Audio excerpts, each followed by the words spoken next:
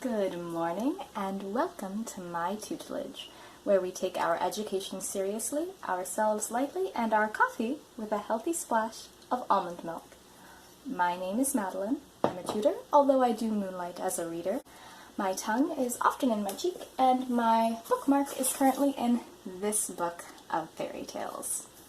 Today, I'm continuing my case for reading old books.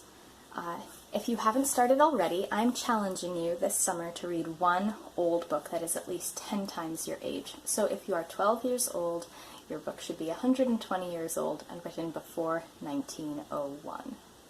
Last video, I talked about how reading old books can improve our vocabulary, our grasp of different sentence structures, as well as exposing us to different writing styles and ideas. Old books can also provide excellent practice for handling very emotional issues, as they teach us to suffer with characters who never existed and who may have been written 200 or 300 years ago.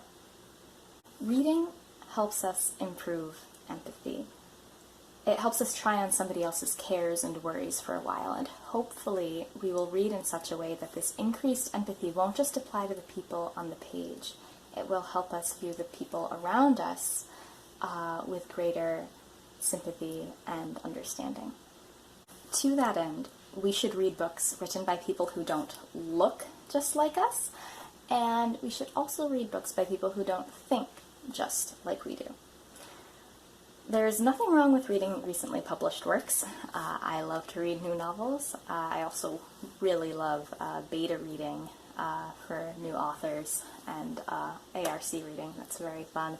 I love supporting indie authors and traditionally published authors, so I'm not going after currently published books at all. But if you only read books published in the last 20 years or so, you are going to be stuck in the 21st century. Even if the book takes place in the 1850s, or on Mars, or in a fantasy land, the author who wrote it is a citizen of the 21st century.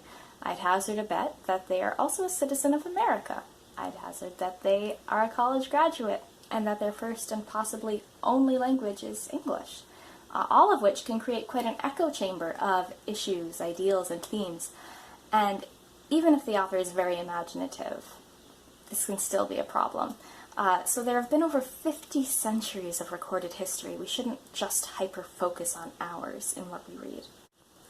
Only in something older, from the early 20th century, from the 18th or 19th centuries, from medieval times or ancient times, from different countries around the world, will we find perspectives outside of our modern American framework of ideas.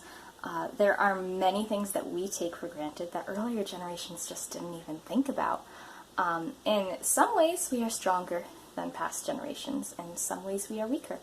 But we should talk to past generations by reading the essays they wrote about the issues of their day, by listening to their music, by looking at their artwork, by reading the poems they composed and the stories they imagined. We should try on their ideas and perspectives. And we should consider if maybe our generation doesn't have the final word on the meaning of life. Books of our day will often share the themes of our day. Personal identity, self-actualization, individual freedom, and autonomy are high priorities to people today, less so to people from different eras. When you open up books from other times, you'll learn what was important to them. And maybe they were right, and maybe we are right, and maybe we're both wrong, or we're all right on some level. But again, we need to try to engage with all of humanity, not just people from the last 20 years.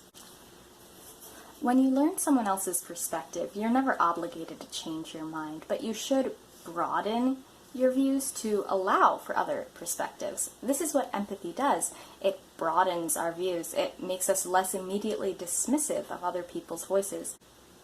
Let's face it, if you are dismissive of an entire era in history, you've probably just had a rudimentary look at it. If you think that all Puritans were just witch-burning prudes, you probably haven't read Anne Bradstreet's poetry. If your history education in school emphasized textbooks, It's incredibly freeing to read primary sources and draw your own conclusions. Now, I'm not anti-textbook. I might be anti-bad textbook, but a good textbook provides context for the people and events. It's like the difference between showing versus telling in creative writing. Textbook tells you Socrates was the wisest man in Athens and the leaders of Athens condemned him to death. But only by reading the Apology and the Republic can we understand how he was wise and why the leaders wanted him dead. And then, when we're reading those, we'll start to notice, wait, Plato wrote these. So he's reporting Socrates' teachings, but how much of this is Plato and how much of this is Socrates? And that's a great question to ask whenever you're reading history. You should always wonder, how much has this been filtered through other people's opinions before it got to me? So I'll be saving my favorite reason for reading old books for last, that you should read old books to be entertained. So look for that video soon. If you enjoyed this video, please subscribe. I'll be posting more videos like this and sharing some more study tips as well. And you can also check me out on Instagram and WordPress at Roadstained Feet, where I share my opinions on books and such. Until next time, this has been my tutelage.